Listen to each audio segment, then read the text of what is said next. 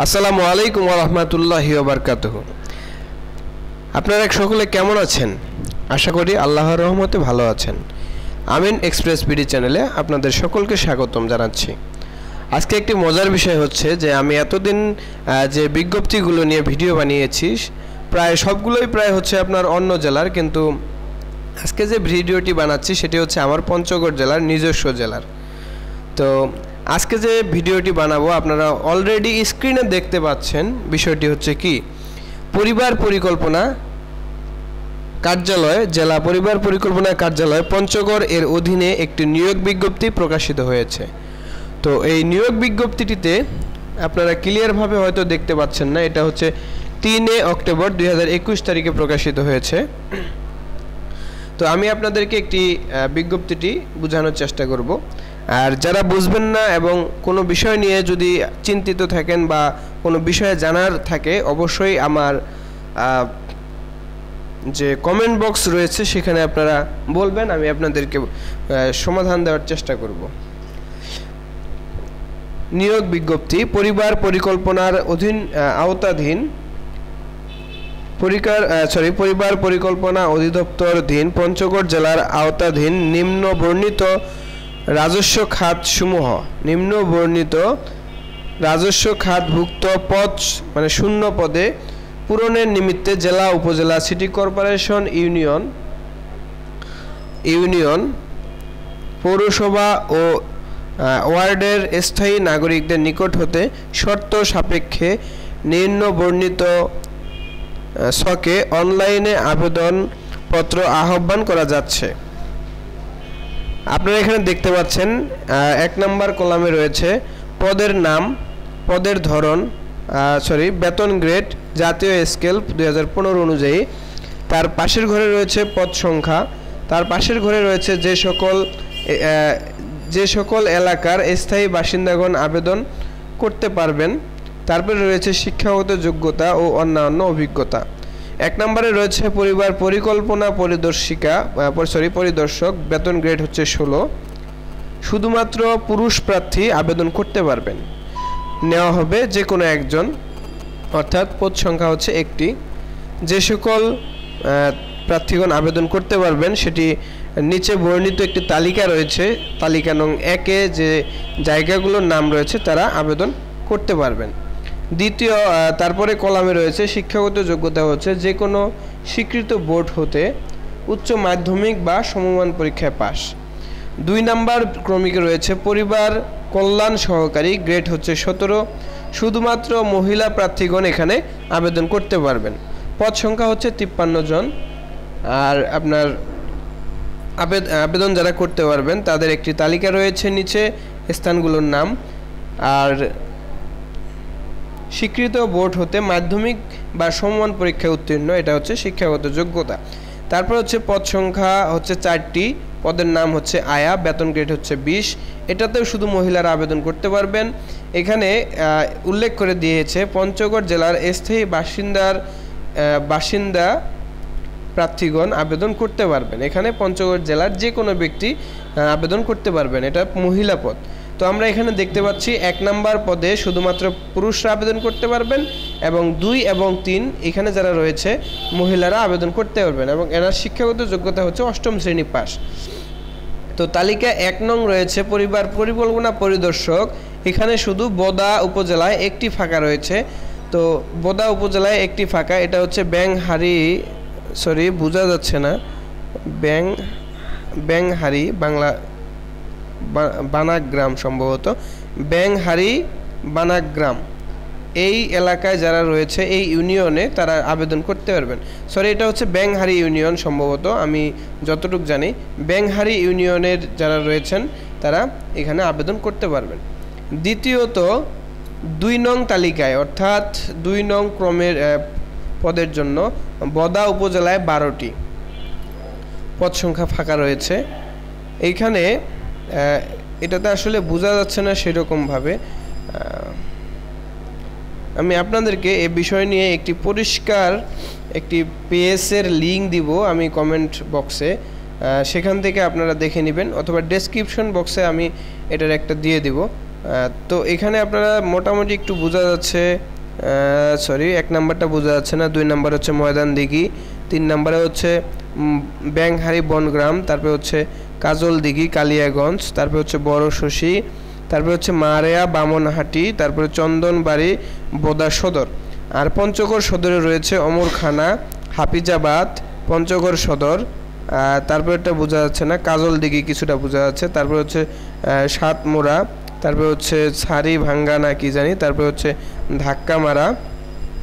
দেবীগঞ্জ উপজেলা রয়েছে চিলাহাটি ইউনিয়নে 2টি, শালডাঙ্গা ইউনিয়নে রয়েছে 2টি, পামুলি ইউনিয়নে রয়েছে 2টি, সোনাহার মল্লিকাদহ ইউনিয়নে রয়েছে 2টি এবং দণ্ডপালে রয়েছে 2টি, চেংটি হাজারাডাঙ্গায় রয়েছে 3টি, তারপরে তেঁতুলিয়া বাংলাবান্ধায় রয়েছে 2টি, তেঁতুলিয়া সদরে 1টি, শালবাহানে 1টি, তারপরে বুড়াবুড়ি ইউনিয়নে 1টি, ভজনপুর ইউনিয়নে 1টি, মির্জাপুর ইউনিয়নে 1টি, তারপরে হচ্ছে আপনার মির্জাপুরে 3টি, তারপরে ভেরিয়া ইউনিয়ন সম্ভবত এখানে হচ্ছে 3টি, আলেয়া খোয়া ইউনিয়ন এখানে হচ্ছে 2টি, রাধানগর হচ্ছে 1টি এবং বলরামপুর ইউনিয়নে রয়েছে 1টি। তো এইখানে মোটামুটি সেরকম বোঝা যাচ্ছে না পাড়াগুলোর নাম, এই যে এইখানে যেগুলো পাড়াগুলোর নাম রয়েছে। তো আমি এটি একটা ক্লিয়ার কপি আপনাদেরকে আমি দেওয়ার চেষ্টা করব, একটা লিঙ্ক দিব ডেসক্রিপশন বক্সে, সেখানে আপনারা ডাউনলোড করে এটা দেখে নেবেন। আর দ্বিতীয় নম্বরে হচ্ছে আবেদন ফরম ও পরীক্ষার অংশগ্রহণের ক্ষেত্রে নিম্ন বর্ণিত শর্ত অনুযায়ী অনুসরণ করতে হবে।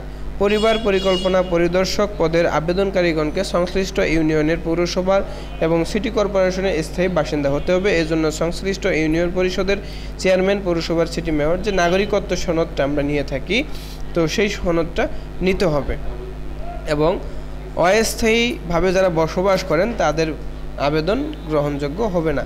2 নম্বরে রয়েছে পরিবার কল্যাণ সহকারী পদে যারা আবেদন করবেন অবশ্যই শূন্য পদের বিপরীতে প্রদর্শিত সংশ্লিষ্ট ইউনিয়নের সংশ্লিষ্ট ইউনিট বা ওয়ার্ডের আওতাভুক্ত গ্রাম মহল্লার এখানে যে উল্লেখ করা রয়েছে সেখানকার বাসিন্দা অবশ্যই হতে হবে।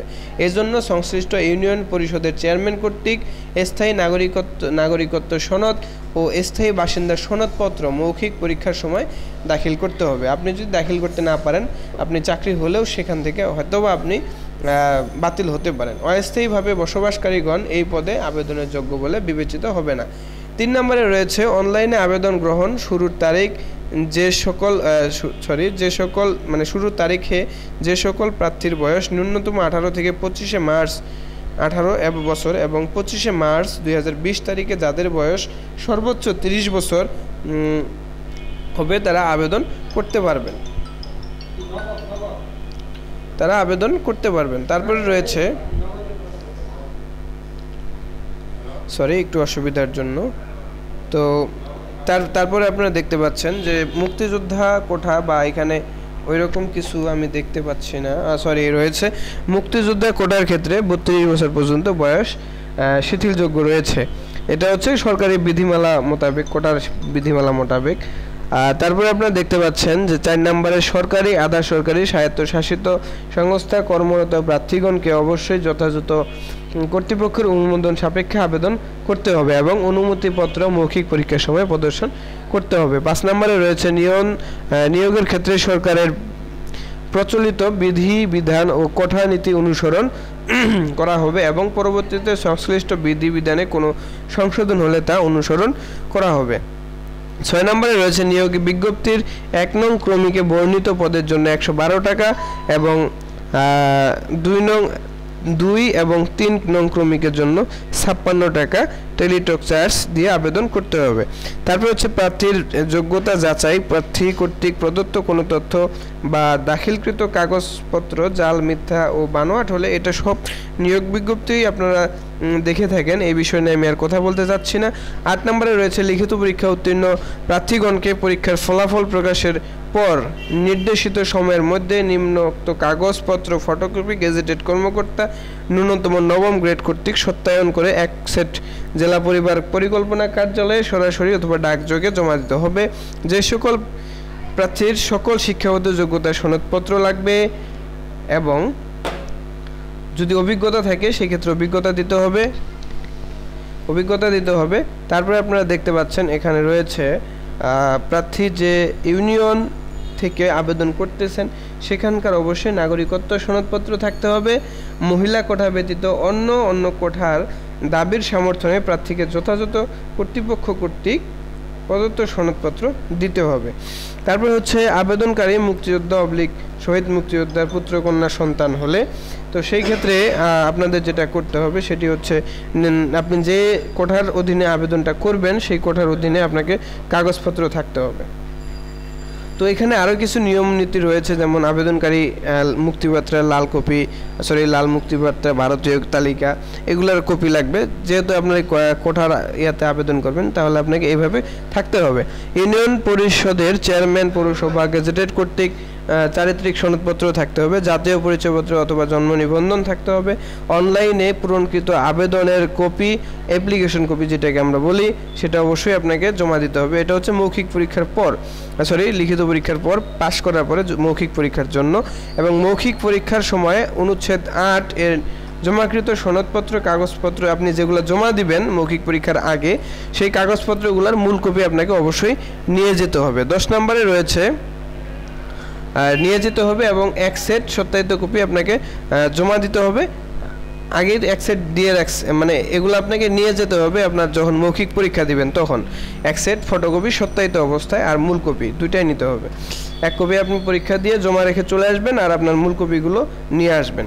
তারপরে হচ্ছে 10 নম্বরে পরীক্ষার সংক্রান্ত যাবতীয় তথ্য জেলা প্রশাসকের কার্যালয় নোটিশ বোর্ডে এবং জেলা পরিবার পরিকল্পনা কার্যালয় নোটিশ বোর্ডে পাওয়া যাবে। কর্তৃপক্ষের বিজ্ঞপ্তির পদের সংখ্যা হ্রাস বৃদ্ধি করার ক্ষমতা অধিকার যেটাই বলেন সেটা সংরক্ষণ করে কর্তৃপক্ষ নিয়োগের প্রক্রিয়া যে কোনো পর্যায়ে যৌক্তিক আইনগত কারণের নিয়োগ স্থগিত বাতিল করতে পারবেন। এবং এগুলো সব নিয়োগ বিজ্ঞপ্তি থাকতেছে। আপনারা এখানে মূল বিষয় হচ্ছে যে আপনারা আবেদনটা করবেন কিভাবে। এখানে যে ওয়েবসাইটটা রয়েছে DGFPP বোঝা যাচ্ছে না, আমি আপনাদেরকে ডেসক্রিপশন বক্সে লিঙ্ক দিয়ে দিব, তো সেটাতে ঢুকে আপনারা আবেদন করতে পারবেন। আর 1 নং পদের জন্য হচ্ছে 112 টাকা ফি এবং 2 এবং 3 নং পদের জন্য হচ্ছে 56 টাকা হচ্ছে আবেদন ফি। তো আপনার আবেদনগুলো কোথায় করবেন? যে কোনো ইউনিয়ন ডিজিটাল সেন্টার অথবা যেখানে কম্পিউটারের দোকানে অনলাইনের কাজগুলো করা হয় সেখানে গেলে আপনি আবেদন করতে পারবেন।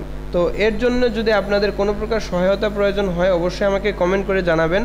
আর পঞ্চগড় জেলায় যারা স্থায়ী বসবাস করে রয়েছেন তাদের জন্য এই নিয়োগ বিজ্ঞপ্তিটি, অতএব আমি মনে করি যে সকলে শেয়ার করবেন বেশি বেশি করে এবং আমাকে আপনারা সহায়তা করবেন এবং উৎসাহ জাগাবেন।